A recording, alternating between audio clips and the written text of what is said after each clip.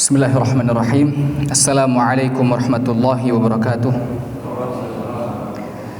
Alhamdulillah wa sallallahu wa sallam wa baraka ala abdihi wa rasulihi Muhammad wa ala alihi wa sahbihi wa man tabi'ahum bi ihsanin ila yaumiddin wa sallama tasliman katsiran wa ba'du. Jamaah yang semoga dirahmati oleh Allah Subhanahu wa taala. Alhamdulillah, dengan penuh kekurangan yang kita miliki, kelemahan yang hanya kita punya di hadapan Allah, kita hanya bisa bersyukur atas nikmat-nikmat yang Allah Subhanahu wa taala masih mau curahkan kepada kita. Seandainya Allah hitung-hitungan, jamaah, nikmat yang Allah curahkan kepada kita itu barangkali sedikit yang kita syukuri kepada Allah. Tapi Allah nggak hitung-hitungan, Allah masih terus tetap memberikan nikmatnya kepada kita. Di antara nikmat yang paling luar biasa adalah nikmat hidayah. Nikmat hidayah itu adalah nikmat Islam. Bayangkan bagaimana apabila wal'iyadzubillah, apabila salah seorang di antara kita bukan dalam keadaan muslim, maka sudah pasti kalau meninggal dalam bukan keadaan muslim, maka dia di neraka wal'iyadzubillah. Maka nikmat hidayah, mengetahui mana yang hak dan mana yang batil, termasuk nikmat yang patut kita syukuri. Kita katakan alhamdulillah penuh dari lubuk hati kita. Di antaranya juga nikmat taufik, dimudahkannya kita menuju ke masjid ini untuk melakukan ta'lim, muhadharah, mengikuti muhadharah, itu juga nikmat dari Allah Subhanahu wa taala. Dan begitu banyak nikmat yang tidak kita sadari. Kita hanya bisa bersyukur alhamdulillah mengetahuinya dari lubuk hati kita. Ya. Salawat serta salam kita curahkan kepada Nabi besar kita, Nabi Muhammad sallallahu alaihi wasallam, kepada para sahabatnya, kepada keluarganya, istri-istrinya, orang-orang yang mengikuti jalannya, yang mengagungkan syiarnya, yang mendakwahkan sunnahnya hingga akhir zaman nanti. Jamaah yang semoga dirahmati oleh Allah Subhanahu wa taala, pada kesempatan kali ini kita akan meneruskan pembahasan kita tentang 10 kesempatan agar lolos dari api neraka atau dari azab akhirat. 3 kesempatan di dunia, 3 kesempatan di barzakh, yakni setelah meninggal ya di alam kubur, dan 3 kesempatannya lagi di mana? Di akhirat. Sisa 1 kesempatan ini dari Allah Subhanahu wa taala secara langsung. 3 pertama kita sudah bahas. Yang pertama adalah taubat. Bagaimana taubat dapat menghapus dosa-dosa kita dan dapat menyelamatkan kita dari api neraka, sudah kita bahas. Yang kedua adalah musibah. Gak sembarang musibah. Pertama kali apa itu musibah, kita sudah bahas. Dan bagaimana caranya musibah itu menyelamatkan kita dari api neraka, itu juga sudah kita bahas. Yang ketiga adalah al-hasanat yudhibnas sayyiat, kebaikan-kebaikan yang dapat menghilangkan keburukan. Kita sudah bahas kebaikan-kebaikan yang sangat ringan kita ucapkan, tapi manfaat pahalanya begitu besar dan dapat menghindarkan kita dari api neraka. Itu 3 yang pertama di kehidupan dunia. Lalu setelah itu kehidupan kematian, kesempatan pertama adalah sholatul janazah. Kita sudah jadi jenazah. Bagaimana sholat jenazah ini dapat bermanfaat bagi kita? Sudah kita bahas juga. Lalu sekarang yang kelima yang akan kita bahas insyaallah, kesempatan yang kelima yang dapat menyelamatkan kita di alam barzakh nanti insyaallah taala. Ya, pahala ini adalah pahala yang begitu luar biasa jemaah, pahala yang sangat mahal. Pahalanya, objeknya, athar pengaruhnya masih terus mengalir untuk kita bahkan setelah kita wafat. Antum sudah di kuburan, sudah tidak bisa beramal apa-apa lagi, pahalanya masih mengalir. Namanya pahala apa, jemaah? Ya? Jariyah. Na'am. Barakallahu fikum. Jariyah. Jari dalam bahasa Arab artinya mengalir. Artinya terus mengalir pahalanya sampai kita wafat. Tapi tentunya kita menanam pahala tersebut di mana? Di kehidupan kita. Ketika kita di dunia kita tanam, tapi manfaatnya masih terus mengalir walaupun kita sudah di barzakh nanti. Ya, apa saja itu pahala jariyah? Sebenarnya pahala jariyah ini tidak ada istilah dari para ulama, jemaah. Ini cuman nggak ada dalilnya, maksudnya afwan, nggak ada dalilnya. Cuman ini para ulama mengatakan pahala jariyah kayak karena jari tadi, karena mengalir. Kita sudah dikubur tapi pahalanya masih mengalir. Apa saja itu pahala jariyah? Itu terrangkum dalam sabda Rasulullah SAW yang antum semuanya sudah sering dengar insyaallah. yang berbunyi idza mata ibnu Adam in qata'a amaluhu illa min thalath. Apabila seorang anak Adam meninggal, maka semua amalannya terputus, tidak bisa beramal lagi kecuali 3. Apa yang pertama? Shadaqatun jariyah, sedekah jariyah. Terus yang kedua, ilmun yuntafa'u bihi, ilmu yang bermanfaat. Yang ketiga, waladun salihun yad'u lahu, anak soleh yang mendoakannya. Ini syaratnya anak soleh yang mendoakannya. Nanti akan kita bahas insyaallah. Baik, kita memasuki poin yang pertama. Penyelamat yang pertama adalah shadaqatun jariyah, sedekah jariyah. Apa itu sedekah jariyah? Sedekah jariyah itu adalah harta yang antum infakkan di jalan Allah Subhanahu wa taala, apapun itu hartanya, akan tetapi memiliki manfaat yang lama jangka waktunya. Manfaatnya jangka waktunya lama. Contohnya apa? Seperti antum bangun rumah sakit misalnya, menggali sumur, bangun masjid, atau wakaf tanah misalnya. Itu kan manfaatnya panjang, waktunya panjang, dapat dimanfaatkan seperti itu. Contoh lagi apa? Antum bangun rumah misalnya, ini banyak di Bogor, Masya Allah, teman-teman anak banyak yang diamanahi untuk memegang rumah tahfidz. Jadi ini bangunan anak wakafkan di jalan Allah, antum yang megang buat rumah tahfidz. Ada juga misalnya di atas sana ada rumah khusus buat asatidzah. Jadi dibangun, tafadhol ustadz-ustadz yang ngajar di pondok-pondok, fadhol tinggal di sini secara gratis.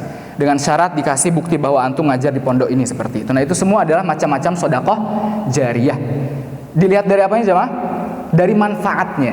Jadi kalau manfaatnya jangka waktunya panjang, maka disebut sedekatun jariyah. Karena pahala sedekah jariyah itu akan terus mengalir sesuai dengan manfaatnya.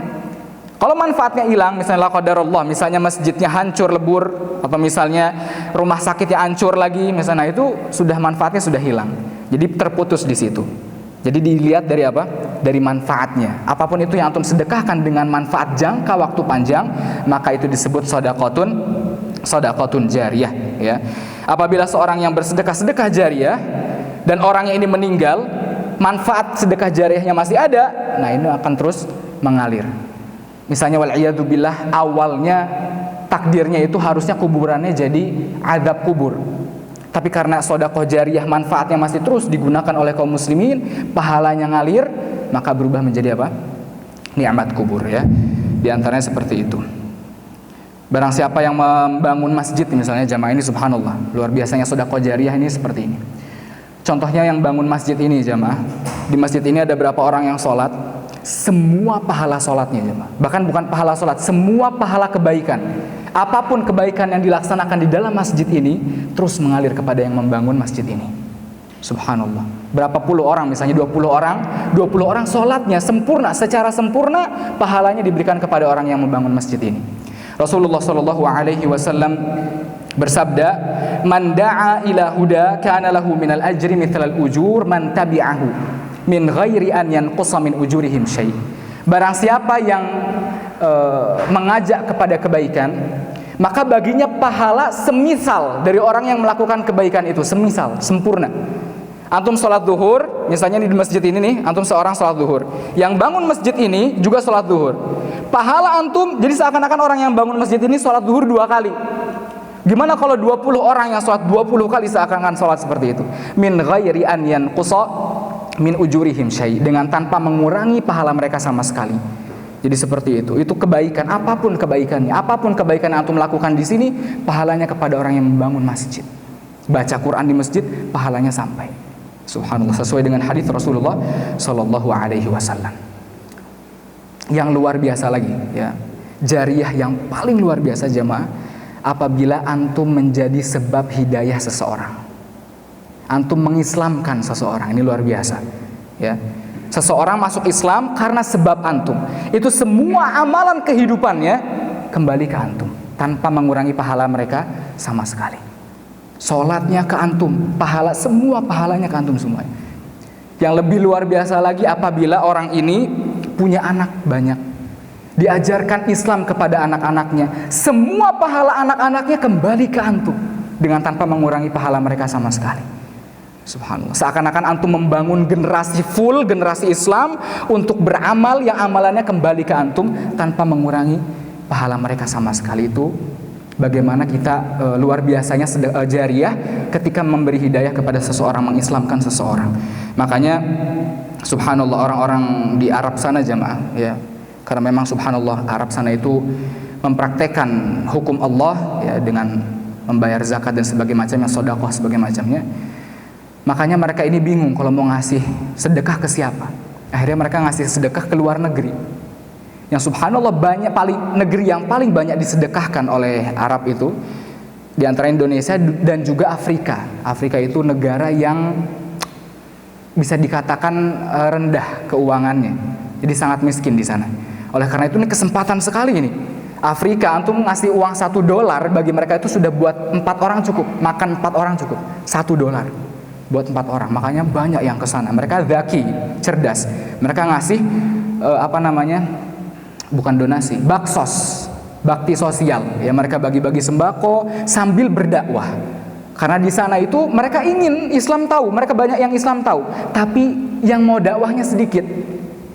Sebagaimana dulu Ana pernah bergabung ke organisasi dakwah di Tengger, Bromo.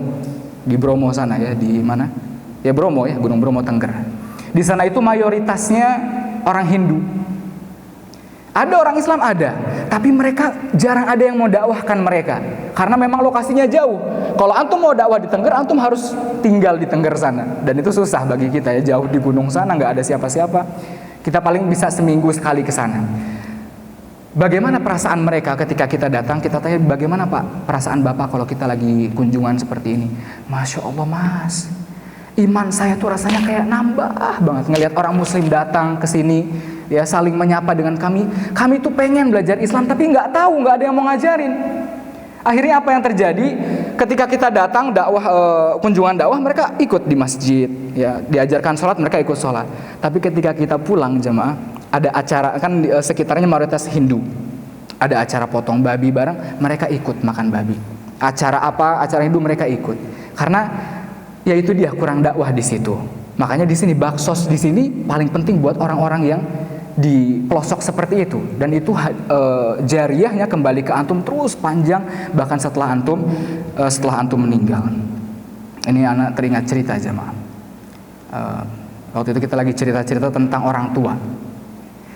Lalu ada salah seorang menyeletuk, dia berkata bahwa akhi, bagaimanapun keadaan antum, orang tua antum itu meninggal dalam keadaan muslim. Orang tua ana meninggal ketika anak kecil. Dan ana tahu orang tua ana di neraka. Tapi ana sekarang nggak bisa doakan orang tua ana. Kata dia berkata sambil berkaca-kaca matanya, subhanallah. Bayangkan jemaah, kita tahu orang tua kita di neraka, tapi kita nggak bisa menolong dengan doa kepada mereka. Akhirnya dia cerita masa dulunya. Ketika itu dulu ya orang tua ayahnya itu meninggal pas waktu dia masih umur 1 tahun atau 2 tahun. Setelah itu ibunya dalam keadaan tidak mampu. Akhirnya ibunya naruh anaknya ini diantarkan ke Darul Aitam, ke lembaga khusus anak-anak yatim.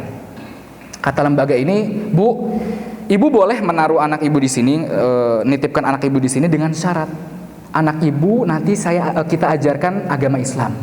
Kata ibu, ya deh nggak apa-apa. Yang penting antum kasih makan, kalau sakit kasih obat, seperti itu. Ini dari 1 tahun 2 tahun. Setelah 5 tahun 6 tahun, selama anak ini di Darul Aitam ini, setiap minggu itu kabur ke rumah ibunya. Buat apa? Mendakwahkan Islam. Bu, ayo Bu masuk Islam Bu. Bu masuk, tetap nggak mau. Sampai umurnya belasan tahun jamaah. Karena pengen ibunya diselamatkan dari api neraka. Tapi subhanallah setelah umurnya belasan tahun, ada baksos tadi. Orang Arab tadi yang datang ke negaranya ngasih bakti sosial, bagi-bagi sembako. Akhirnya kata anak ini, wah ini kesempatan besar nih. Ada dai datang ke negara anak. Dia datang, Syekh, Ustadz, anak diceritakan ibunya seperti ini, saya sudah belasan tahun mendakwahkan ibu saya nggak mau masuk Islam. Ya akhirnya kayak gitu kalau kata dai-nya. Akhirnya kata dai-nya, kayak kalau begitu antum ajak ibu antum, kita bareng-bareng bagikan sembako kepada kaum muslimin di sini, katanya. Oh ya khair, Syekh. Diajak bareng syekhnya. Akhirnya kata syekhnya, Bu, ini ibu bagikan sembako. Ini sembakonya semuanya atas nama ibu. Ini cerdiknya di sini, atas nama ibu. Jadi biar orang-orang yang dikasih sembako fahamnya ini dari ibu, gitu kata. Oh ya khair, ya baik Ustaz. Ibunya belum Islam, ini belum tahu agama Islam. Setelah disebarkan sembako, itu banyak yang berterima kasih. Akhirnya hati ibunya nih leleh. Subhanallah, banyak. Begini ya indahnya Islam, saling persaudaraannya sangat ketat sekali, ukhuwahnya sangat indah sekali. Akhirnya ibunya masuk Islam, kata anak yang cerita ini. Subhanallah, sudah belasan tahun anak dakwah, ibu anak bolak-balik dari Darul Aitam biar masuk Islam, nggak mau. Tapi karena baksos tadi, subhanallah, orang sedekah Allah kirim, anak bersyukur, akhi, kata dia. Hari itu adalah hari ketika anak menyelamatkan ibu anak dari api neraka. Hari itu Ana langsung mentalkinkan ibu Ana dengan penuh kebahagiaan. Gak ada yang paling bahagia di hari Ana kecuali pada saat itu. Ana tarik ibu Ana dari api neraka, kata dia. Subhanallah. Karena apa? Sedekah jariyah tadi. Makanya lebih ahsan kalau antum pengen, ya antum harus cerdas dalam memanfaatkan sedekah tadi. Jadikan sedekah yang antum punya, harta yang antum punya jadi sedekah jariyah, dan jadikan itu sebagai dakwah. Siapa tahu orang-orang ingin memasuki agama Islam dan mendapat hidayah karena diri antum itu adalah sedekahun jariyah. Dan masih banyak lagi cerita tentang hal tersebut yang dialami oleh orang-orang aktivis dakwah, ya. Itu yang pertama adalah sedekahun jariyah, sedekah jariyah. Jadi pahalanya terus mengalir. Lalu yang kedua, ini kita nggak lama jemaahnya, pembahasannya sedikit. Yang kedua ini adalah ilmun yuntafa'u bihi, ilmu yang bermanfaat. Maksudnya ilmu apa ini jemaah? Ilmu syar'i, bukan ilmu dunia. Ya, kalau ilmu dunia manfaatnya untuk di dunia saja sudah selesai. Tapi kalau ilmu syar'i di dunia juga, di akhirat juga. Yang dimaksudkan hadis ini adalah ilmu syar'i. Dan kata para ahli ilmu, ilmun yuntafa'u bihi ini adalah yang paling afdol dari tiga pahala jariyah tadi.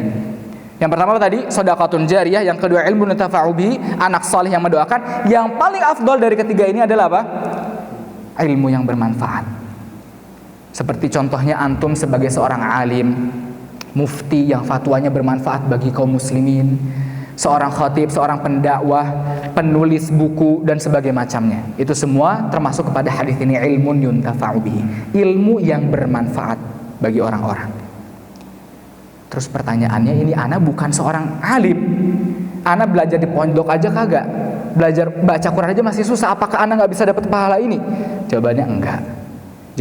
Subhanallah jamaah, kita ini di zaman yang belum pernah ada. Di zaman sebelumnya orang hadir kajian sampai jutaan orang, belum pernah ada. Zaman sebelumnya orang 5.000 orang dalam satu masjid dalam hadir kajian, 50.000 orang seperti Imam Ahmad sebagai macamnya, itu sudah seperti ulama kibar sekali, ulama yang sangat terkemuka. Tapi zaman sekarang antum di rumah bisa ditonton sama jutaan orang, dan kita nggak tahu berapa orang yang masuk Islam karena sebab kita. Kita nggak tahu berapa orang yang dapat hidayah karena sebab kita. Makanya nggak ada alasan buat kita tidak menge-share ilmu syar'i tersebut. Jadikan setiap akun media sosial yang kita punya ilmun yuntafa'u bihi. Seperti misalnya Instagram, ya, ada status Instagram. Itu antum kalau upload di status Instagram yang ngelihat bisa 50 orang, 100 orang, 200 orang. 50 orang dalam satu masjid itu disebut kajian besar jemaah. 100 orang di dalam masjid sudah disebut kajian besar. Ini antum cuman klik, pahala jariyah antum dilihat sama ratusan orang.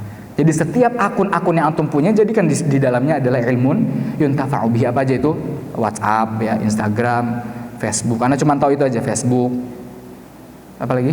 Telegram, Twitter, nah itu. Ada lagi yang lain, nah itu bisa. Yang penting ada pahala jariyah di situ, karena kita tidak tahu betapa orang yang mendapatkan hidayah karena sebab yang kita kirim di akun-akun tersebut. Jamaah yang semoga dirahmati oleh Allah Subhanahu wa taala.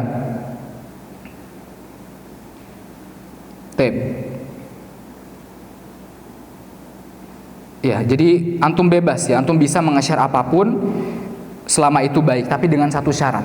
Jadi antum kalau mau menge-share ilmu, syaratnya cuma satu. Apa itu? Cross check dulu. Ini ilmunya sahih apa tidak? Ini hadisnya benar apa tidak? Jangan, biasanya kalau kata orang Arab tuh unsur tujar, share ente dapat pahala. Padahal nggak tahu ini apa yang di-share. Barang siapa yang nge-share semoga masuk surga misalnya. Ini apa? Kontennya apa kita nggak tahu, makanya jangan sembarangan nge-share. Ahsan, la tansur tujar, jangan di-share antum dapat pahala. Karena zaman sekarang ini semakin luasnya teknologi, orang-orang juga makin banyak menge-share sesuatu yang penting berbau agama. berbau agama, share. Ini dari cari hadis ini sahih apa tidak. Kalau masih tidak bisa juga, ya antum share dari orang-orang yang terpercaya, dari ulama, thiqah, atau dari siapapun itu yang antum yakin insya Allah orang ini nggak mungkin nge-share sesuatu yang nggak ada sanadnya. Seperti itu. Jadi antum bisa nge-share dari seseorang yang antum percaya. Oleh karena itu Allah Subhanahu wa taala berfirman, "Fas'alu ahla dzikri in kuntum la ta'lamun." Tanya orang-orang yang berilmu apabila antum tidak tahu. Jamaah yang semoga dirahmati oleh Allah Subhanahu wa taala, apabila antum nge-share kebaikan, ana punya kabar gembira dari Rasulullah sallallahu alaihi wasallam. Rasulullah sallallahu alaihi wasallam bersabda, "Innallaha wa malaikatahu wa ahlas samawati wa ahlal ardi hatta an-namlah fi juhriha wa hatta al-hut." Sesungguhnya Allah, para malaikatnya, semua penduduk langit, semua penduduk bumi, hatta an-namlah fi juhri, hatta semut di lubangnya, hatta al-hut, hatta ikan, la yusalluna ala muallimin nasil khair. Mereka semuanya memberi salawat, meminta ampun untuk para pengajar kebaikan, untuk para manusia.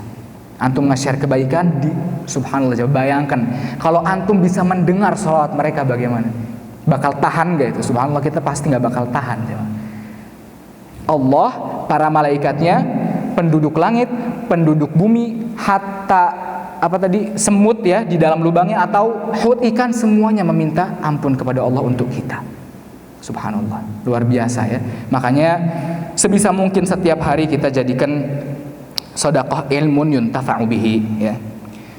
Jamaah yang semoga dirahmati oleh Allah Subhanahu wa taala, akan tetapi ilmu yuntafa'u bihi ini ada syaratnya juga ya. Ilmu yuntafa'u bihi ini juga harus bermanfaat bagi kita dulu. Ya. Sebagaimana yang dikatakan oleh Imam Ahmad rahimahullah, dinukilkan oleh Syekh Ibnu Utsaimin rahimahullah taala di Majmu' Fatawa, al-ilmu la ya'diluhu syai', kata Imam Ahmad. Ilmu syar'i enggak ada tandingannya. Artinya enggak ada pahala yang lebih besar daripada ilmu syar'i. Idza sahhat niyatuhu. Syaratnya apabila niatnya benar. Ditanyakan, ya Aba Abdillah, kaifa aslahta niyataka? Wahai Abu Abdillah, gimana caranya antum memperbaiki niatmu? Kata Abu Abdillah ini, an yanwi raf'al jahli an nafsihi wa an ghairihi. Caranya biar niatnya benar ini adalah dia niat dalam menuntut ilmu mengangkat kebodohan dari dirinya baru dari orang lain. Karena dari dirinya ini yang paling penting jemaah. Kalau kita mau bahas fadail menuntut ilmu sangat banyak, nggak bisa banyak sekali, nggak usah difikirkan apa contohnya. Fadilah menuntut ilmu, antum bisa tahu mana yang haram, mana yang halal, ya enggak? Subhanallah, tanpa ilmu, ke atas keterbatasan ilmu kita bisa jadi sampai saat ini kita mengamalkan sesuatu yang haram tanpa kita ketahui. Antum tahu riba, orang yang melakukan riba, tahu nggak kalau riba haram? Tahu nggak? Nggak tahu. Allah berfirman, dzalika bi annahum qalu innamal bai'u mithlu riba. Mereka ngomong jual beli sama riba sama aja, nggak dosa. Mereka nggak tahu riba dosa. Tapi dihitung nggak dosanya? Dihitung. Fa'dzanu biharbin minallah, umumkan perang minallah wa rasulih, dari Allah dan Rasulnya. Bisa jadi sampai sekarang kita melakukan hal-hal yang diharamkan tanpa kita sadari. Allah Subhanahu wa taala berfirman, wa badalahum, ana lupa jemaah, wa badalahum sayyi'atu ma lam yakunu yahtasibun. Ana lupa ayatnya. Yang artinya nanti di akhirat nanti ada sayyiat, keburukan yang ditunjukkan kepada mereka yang mereka lam yahtasibun. Mereka belum tahu, lam yakunu yahtasibun. Enggak nyangka loh kok ada keburukan ini. Karena apa? Karena keterbatasan ilmu yang kita miliki tadi. Makanya menuntut ilmu itu terus, terutama masalah halal haram. Kita belajar muamalat, belajar jual beli, ini halal apa haram. Yang penting itu setiap kita laksanakan di kehidupan kita, antum misalnya jual beli ini, jual beli itu, antum pelajari apa yang antum kegiatan sehari-hari itu. Apa hal-hal yang diharamkan, apa hal-hal yang dihalalkan. Karena masalahnya besar kalau antum makan sesuatu yang haram. Yaitu yang pertama, mengetahui hal yang halal dan yang haram. Atau tidak menghalalkan yang haram atau mengharamkan yang halal. Ini masalah besar juga nih. Antum menghalalkan sesuatu yang haram atau mengharamkan sesuatu yang halal. Anda dapat cerita, ini pertanyaan. Kalau misalnya bank ngasih hadiah ke antum, Ini nggak ada urusan apa-apa, cuman ngasih hadiah ke antum. Ini hadiahnya halal apa haram? Hah? Halal. Taib. Naam, sahih halal. Ana sangka ada yang mau jawab haram, jemaah. Bang ngasih baju, biasa kan kalau bang ngasih baju nih. Ini bajunya halal apa haram? Halal. Kenapa kok bisa halal? Ana kasih ada satu kaidah fiqhiyah. Kaidah fiqhiyah itu adalah kaidah yang para ulama sepakat atas kaidah itu, ya. Dan kaidah ini diambil dari Al-Qur'an dan Sunnah. Nah, kaidah fiqhiyah, kaidah fikih ya, bisa dipakai ketika fikih saja. Nah, ini bisa dipakai untuk masalah-masalah yang sesuai dengan kaidah tersebut. Kaidah itu berbunyi, tabaddulu sababil milk yaqumu maqama tabadduli adzat. Berbedanya sebab kepemilikan itu seperti berubahnya status benda tersebut, zat tersebut, ya. Kaidah ini diambil dari hadis Rasulullah sallallahu alaihi wasallam tentang Barirah, Rasulullah sama Barirah. Barirah itu adalah seorang hamba sahaya wanita yang baru mukatabah. Mukatabah itu menebus dirinya, memerdekakan dirinya sendiri. Ketika Barirah merdeka, Barirah menghadiahkan laham, daging untuk Rasulullah alaihi wasallam. Ketika dagingnya sampai ke Rasulullah, dikasih tahu, Rasulullah ini daging sedekah buat Barirah. Rasulullah kan haram, nggak boleh makan sedekah, ya kan? Terus kata Rasulullah, huwa laha sadaqah walana hadiyah. Laham ini, daging ini bagi Barirah sedekah, tapi bagi kita sebagai apa? Hadiah. Jadi ini masalahnya. Ini tadi taghayyur sababul milk tadi, berubahnya sabab kepemilikan. Ini dari seseorang ngasih sedekah ke Barirah, dari Barirah ke Rasulullah sebagai apa? Hadiah. Jadi halal hukumnya. Ya. Seperti contohnya seorang anak yang dapat nafkah dari ayahnya yang melakukan riba. Boleh nggak? Kalau kita bilang nggak boleh, gimana anak ini makan, jemaah? Bisa mati karena fatwa bilang nggak boleh. Jawabannya boleh. Kenapa? Ini riba antara ayahnya dengan muamalahnya. Dari ayahnya ke anaknya ini sebagai nafkah. Rasulullah pernah menerima daging dari seorang wanita Yahudi, yang mana dagingnya itu terdapat racun di dalamnya, dan efek racunnya masih terasa sampai akhir wafat Rasulullah SAW. Menerima daging dari siapa? Wanita Yahudi. Nah, ini masalah. Kalau kita bilang haram, kita mengharamkan sesuatu yang halal. Allah Subhanahu wa taala berfirman di surat An-Nahl, ya, wala taqulu lima tasifu alsinatukumul kadzib hadza halal wa hadza haram. Jangan kalian berkata dengan lisan-lisan kalian menyifati sesuatu dengan dusta. Ini halal, ini haram. Litaftaru 'alallahil kadzib, agar kalian berdusta kepada Allah atas nama Allah. Antum dusta itu. Allah halalkan tapi antum bisa haramkan. Dosa besar apa dosa kecil? Dosa besar. Atas keterbatasan ilmu kita. Makanya penting kita menuntut ilmu biar tidak menghalalkan yang haram atau tidak mengharamkan sesuatu yang halal. Manfaat lain, ini baru pertama nih. Manfaat lain menuntut ilmu untuk diri kita adalah fadilah. Apa fadilah? Keutamaan. Kita bisa tahu ini sunnah, ini enggak sunnah. Kita bisa tahu kalau orang yang belajar, antum misalnya seorang sholat, Ami Bilal hafizahullah, semoga Allah memberkahi ilmunya, pernah memberitahu ana sesuatu yang kita luput. Antum kalau ruku, jamaah, itu disunahkan untuk meregangkan tangan. Selama ini kita tahu bahwa meregangkan tangan itu ketika apa? Sujud. Tapi ruku juga disunahkan meregangkan tangan. Ini namanya al-mufajah. Mufajah. Walaupun Rasulullah nggak sering melakukan mufajah, mungkin karena rapat ya softnya, tapi dinukilkan dari Imam An-Nawawi rahimahullah bahwa nggak ada khilaf dari para ulama sunnahnya mufajah, meregangkan tangan ketika ruku. Disunnahkan, kata Imam Nawawi, nggak ada khilaf. Antum cuman ruku, meregangkan tangan dapat pahala itu, karena antum tahu bahwa meregangkan tangan hukumnya sunnah, cuman meregangkan itu dapat fadilah. Rukuknya yang orang-orang biasa saja nggak meregangkan tangan, tapi orangnya meregangkan tangan dapat fadilah karena tahu ilmunya. Itu yang kedua, dapat keutamaan. Yang ketiga apa contohnya? Asyak, jemaah, ragu. Seseorang yang punya ilmu, dia beribadah di atas keteguhan. Pernah ada seseorang bertanya, ana kalau ruku gak pernah khusyuk. Loh, kenapa Pak? Kenapa khusyuk gak pernah ruku? Ana ruku sibuk mikirin ini punggung ana udah lurus atau belum. ruku begini-begini. Akhirnya bingung, nggak baca nih. Jadi pikir, kenapa Pak kok jadi seperti itu, sibuk itu? Ana pernah dengar Rasulullah bersabda, ini masalahnya dari hadis jemaah, bayangin. Tapi karena kurangnya ilmu, bisa syak tadi, ragu-ragu di hatinya. Ana dengar Rasulullah bersabda, ada seseorang sholat 60 tahun nggak diterima. Karena apa? Karena rukunya nggak sempurna. Sekalinya rukunya sempurna, sujudnya yang nggak sempurna. Nah, di sini yang jadi masalah. Orang ini nggak tahu makna sempurna tadi itu apa. Akhirnya dia pikir sempurna itu kudu lurus. Akhirnya nggak bener rukunya. Sempurna di sini maksudnya apa jemaah? Tumakninah. Para ulama semuanya membahas hadis ini, membahas tentang tumakninah. Nggak ada yang membahas tentang lurusnya punggung. Lurusnya punggung hukumnya apa? Sunnah. Orang yang dewasa, orang yang sudah tua, punggungnya susah buat lurus. Gimana sholat yang nggak diterima di masa-masa akhirnya, akhir-akhir kehidupannya? Ini yang jadi masalah. Jadi ada kadar minimal sahnya ruku seseorang atau sujudnya seseorang. Apa kadar minimalnya? Jumhur ulama, Syekh Utsaimin juga antum bahas di buku-buku Syekh Utsaimin yang membahas tentang sholat. Beliau membahas kadar minimal ruku, sahnya ruku adalah selama orang itu dalam posisi ruku. Artinya belum berdiri. Kalau orang lihat dia rukunya sudah sah. Makanya antum boleh untuk misalnya ini kan kita regang ya. Antum boleh merapatkan sok sambil ngelihat. Kalau nggak ngelihat gimana? Keinjek kaki orang. Dilihat sambil dirapat, digeser ya. Nanti kalau misalnya soft ini kan walaupun regang jamaah, ada yang batal. Ada yang batal, antum geser. Jangan dikosongin sampai akhir antum geser. Kalau sejadahnya antum takut, antum boleh singkirkan, boleh. Gerakan itu boleh. Darurat, nggak apa-apa. Jadi seperti itu, digeser.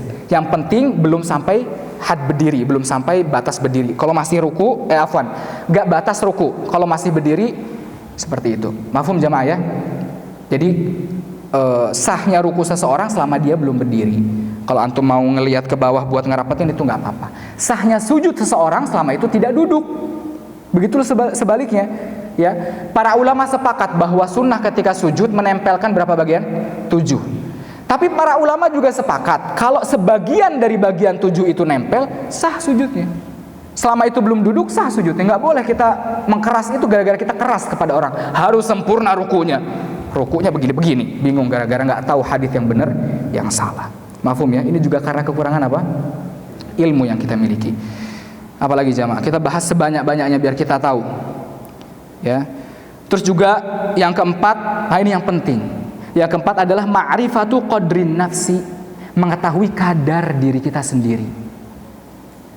Kenapa perlu? Ini adzan jam berapa jemaah? Sudah masuk? Belum ya? Ya, nanti kalau adzan mohon diberitahu. Yang keempat, mengetahui kadar diri sendiri. Karena ada beberapa, karena hukum agama Islam ini turun secara umum, hukum aghlabiyah. Contoh, anak kasih contoh ke antum. Sof yang paling afdol di mana sofnya? Di depan bagi seorang laki-laki. Tapi ada orang yang soft depan itu nggak afdal bagi dirinya. Nah ini kan perlu ilmu. Gimana ceritanya? Ternyata orang ini kalau di soft depan dia bawaannya ria mulu. Rasanya takut, kayak was-was. Saya malah ngelirik kanan kiri ngelihat ustadz, oh masya Allah khusyuk. Nah orang seperti ini lebih ahsan, lebih afdal baginya untuk di soft depan. Yang seperti antum bisa baca di buku Tajridul Ittiba'. Yang bisa bahasa Arab, nggak tahu kalau ada terjemahannya. Tajribul Ittiba' fi tafadhulil a'mal, membahas tentang hal-hal seperti itu, mengetahui kadar diri sendiri. Contoh lain seperti masalah perimaman.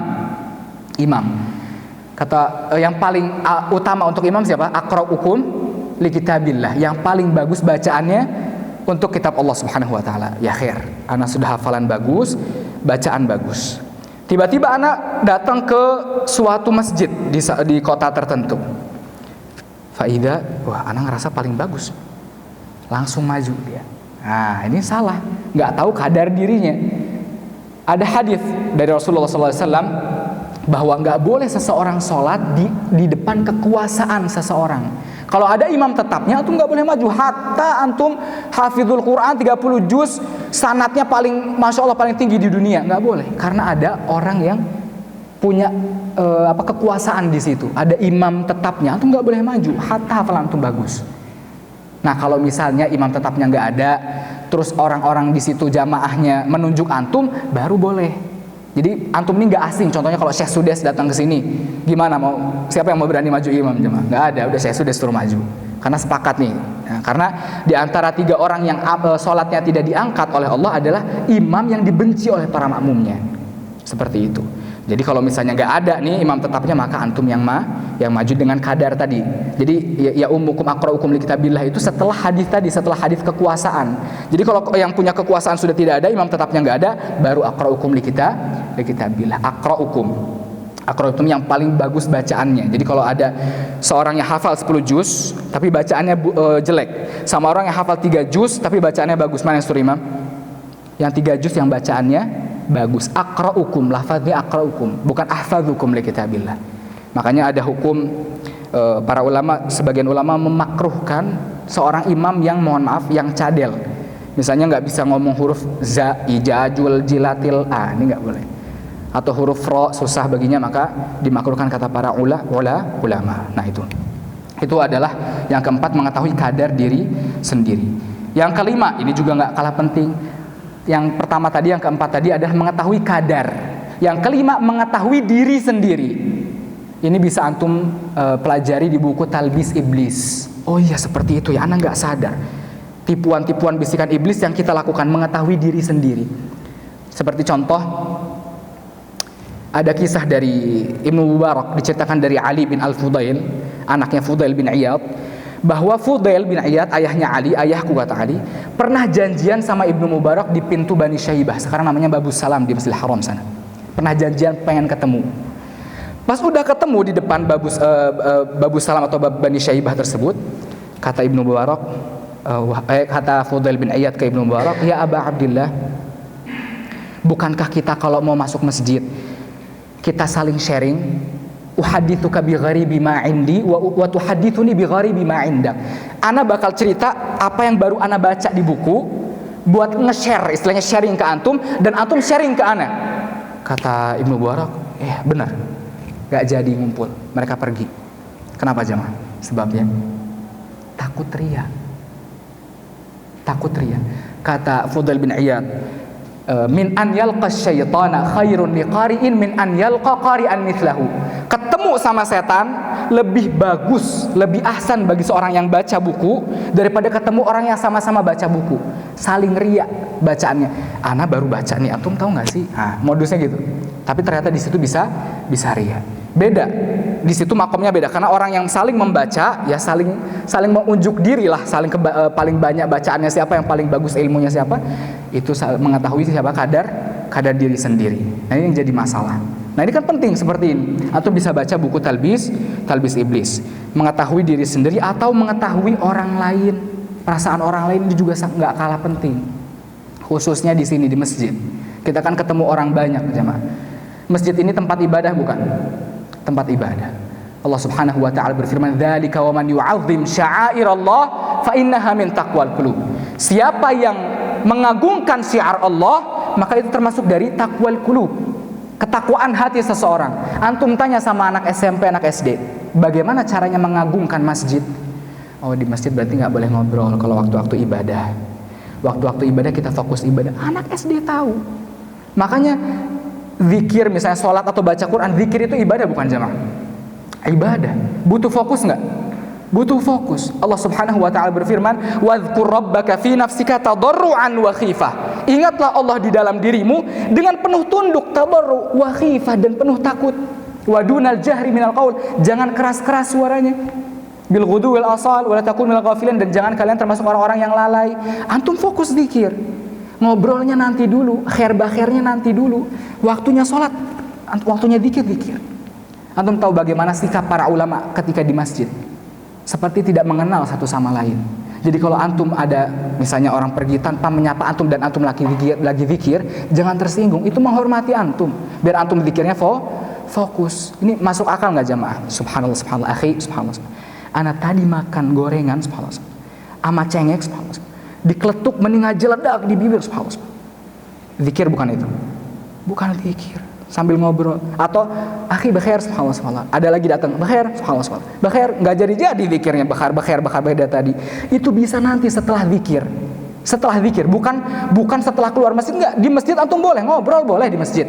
Di riwayat Bukhari, para sahabat, bukan waktu ibadah ya, para sahabat ketika di masjid sering pernah cerita tentang masa-masa konyol di jahiliyahnya. Dulu anak membangun Tuhan anak, Terus kalau ana lapar Tuhani ana makan, ketawa di situ. Para sahabat cerita boleh, regut di masjid boleh. Rasulullah SAW pernah telentang di masjid, kakinya dinaikkan satu, nggak apa-apa. Suara dan sabab nuzul hadisnya jelas. Sabab nuzul itu adalah faktor hadis diucapkan oleh Rasulullah. Faktornya waktu itu Rasulullah dari Abdullah bin Umar radhiyallahu anhuma, diriwayatkan oleh Imam Ahmad, hadisnya sahih. Rasulullah masuk masjid, Rasulullah ngelihat orang-orang pada sholat, suaranya keras-keras, saling mengeraskan suara. Jelas nggak ini? Kejadiannya jelas? Jelas. Kata Rasulullah, innal musalli yunaji rabbahu, bahwa orang yang sholat itu sedang bermunajat kepada Rabbnya, berbisik-bisik. Fala yajhar ba'dukum ala sauti akhihi, jangan meraskan suara, saling meraskan suara di antara kalian. Jadi alhamdulillah rabbil alamin. Sampingnya keganggu jamaah. Jadi ibadah tuh butuh fokus intinya. Walaupun sebenarnya tadi zikir ya, antum bukan berarti zikir nggak pakai pikiran nggak dapat pahala. Cuman kata Ibnu Qayyim rahimahullah di buku Al-Wabilus Sayyib, zikir yang tanpa hadir hati, ya subhanallah, di lisan aja, itu disebut amal naqis, amalan yang kurang. Kata Imam An-Nawawi, ad'aful adhkar, zikir yang paling lemah adalah zikir dengan tanpa menghadirkan hati. Dan kita juga sering kayak gitu, tapi dapat pahala. Apalagi kalau ngobrol, beda lagi ceritanya di sini. Udah nggak menghormati Allah Subhanahu wa taala, wala faidah athar buat diri kita, seperti itu. Dan apalagi contohnya, ya masih banyak lagi lah jamaah ya. Ini sudah kita sambil tunggu azan. Alhamdulillah wa sallallahu wasallam wa baraka ala abdihi wa rasulihi Muhammad wa ala alihi wa sahbihi ajma'in. Amma ba'du. Itu tadi kita sudah bahas tentang manfaat ilmu bagi diri kita. Yang pertama adalah kita mengetahui halal dan haram, atau tidak mengharamkan yang halal atau menghalalkan haram. Terus juga fadilah. Terus juga tidak syak, tidak dengan keraguan-raguan, kita tahu pasti ilmunya. Terus juga ma'rifatu qadrin nafsi, mengetahui kadar diri kita. Terus juga ma'rifatun nafsi, mengetahui diri kita. Dan ma'rifatul akharin, bagaimana perasaan orang lain. Jadi itu ilmun yuntafa'u bihi, itu harus bermanfaat bagi kita dulu. Artinya niatnya tadi itu, dia niat untuk raf'ul jahli an nafsihi, mengangkat kebodohan dari dirinya dan dari orang lain, sebagaimana dikatakan oleh Imam Ahmad rahimahullah. Selanjutnya kita masuk ke yang ketiga, yaitu waladun salihun yad'u lahu. Ilman anna du'a an-nafi' laisa lil ibni faqat. Naam, laisa minal ibni faqat. Perlu diketahui bahwa doa yang bermanfaat itu bukan dari anak saja, dari semua orang yang mendoakan kita akan sampai ketika kita di alam barzakh. Doa apapun itu dari siapapun itu, ya orang muslim tentunya. Ya. Dan apabila kita ingin orang-orang mendoakan kita, meminta ampun untuk kita ketika kita meninggal, maka sekarang kita juga harus ada orang-orang yang kita minta ampuni kepada Allah untuk mereka. Kita istighfar untuk mereka. Sampai sekarang antum ingat-ingat teman-teman sejawat antum, sahabat-sahabat antum, orang-orang yang antum kenal yang mendahului antum, itu insya Allah masih ingat antum. Ana masih ingat orang-orang yang sekelas sama ana, yang bagaimana muamalah bersama mereka, ana masih ingat. Itu antum doakan mereka. Agar apa? Agar nanti ketika antum meninggal, Allah utus orang-orang yang mau berdoa untuk antum, mendoakan antum ketika antum di kubur sana. Kata Rasulullah sallallahu alaihi wasallam, man istaghfara lil mu'minina wal mu'minat, barang siapa yang beristighfar untuk semua mukminin, semua mukminat, kataballahu lahu likulli mu'minin wa mu'minatin hasanah, Allah tulis untuknya dari setiap seorang mukmin dan mukminah kebaikan. Jadi Allahumma ighfir lil mu'minin wal mu'minat. Berapa banyak mukminin mukminat di dunia ini? Antum bilang seperti itu pahalanya setiap satu mukmin satu kebaikan. Dan Rasulullah sallallahu alaihi wasallam bersabda, al jaza min jinsil amal. Jadi kalau antum doakan saudara-saudara antum, insyaallah al jaza min jinsil amal. Nanti akan dibalikan seperti itu, antum juga akan didoakan oleh saudara-saudara antum. Ya, lakin da'una waqi'in, akan tapi kita harus lihat realita, realistis. Kira-kira yang paling banyak mengingat kita itu siapa? Anak kita.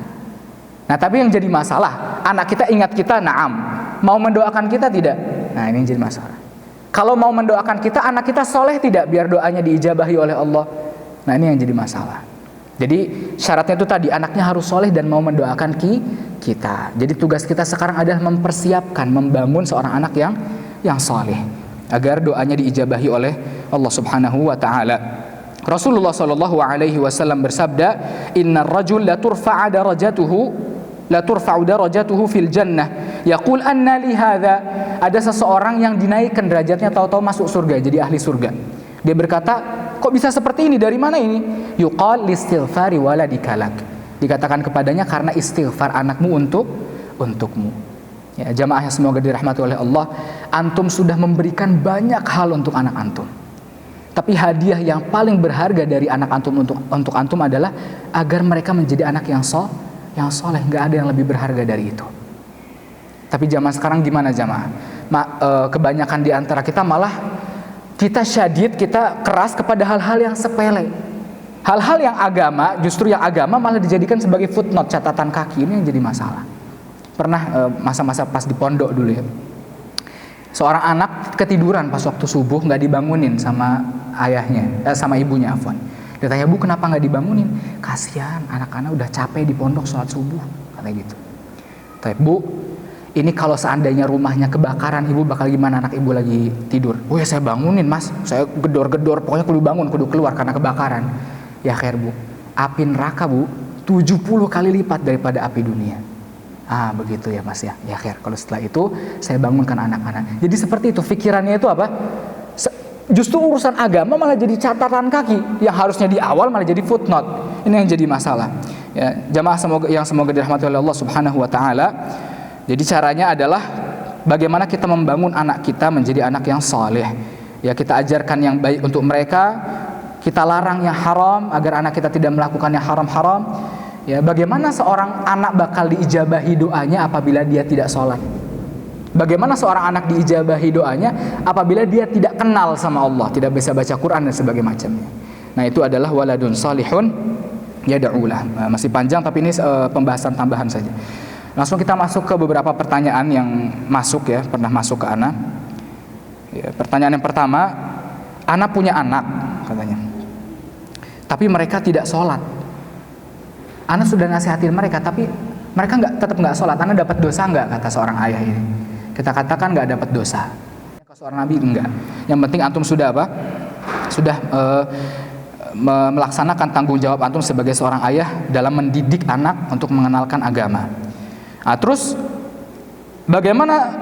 Ini pertanyaan yang kedua. Apa yang harus saya lakukan untuk kebaikan anak saya? Anak saya itu umurnya 7 tahun dan 10 tahun kata sang penanya. Ya, yang paling baik untuk anak seperti itu jamaah namanya jawus suhbah as-salihah. Jadi lingkungan, suasana, pertemanan yang saleh. Itu yang paling hadiah paling baik untuk umur-umur di seumur 7 tahun, 10 tahun, umur-umur belum balik. Kenapa?